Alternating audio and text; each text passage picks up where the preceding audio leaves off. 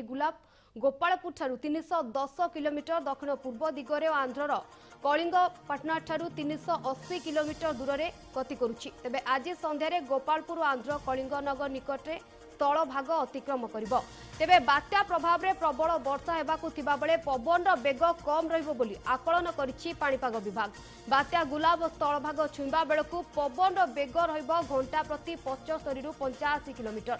समय समय घंटा प्रति 95 किलोमीटर बेगरे पवन झटका अनुभूत हेबो बोली कहिछि पाणीपाग विभाग। तेबे आंचलिक पाणीपाग विज्ञान केन्द्रर आकलन अनुसार बात्या रूप नैथिले मध्य पवन कम रहिबो एवं वर्षा अधिक हेबो। तेबे रविवार और सोमवार दक्षिण ओडिशा समेत उपकूल ओडिशा रे प्रबल वर्षिबो।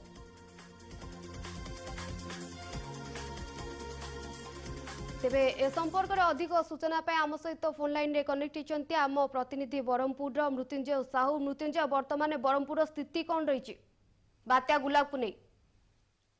देखो गंजाम जिले में जो रही गुलाब प्रभाव काली राति देखा मिलला जेहेतु काली राति ब्रह्मपुर और गोपालपुर विभिन्न अंचल वर्षा झिपिझिपि आरंभ हो जाए।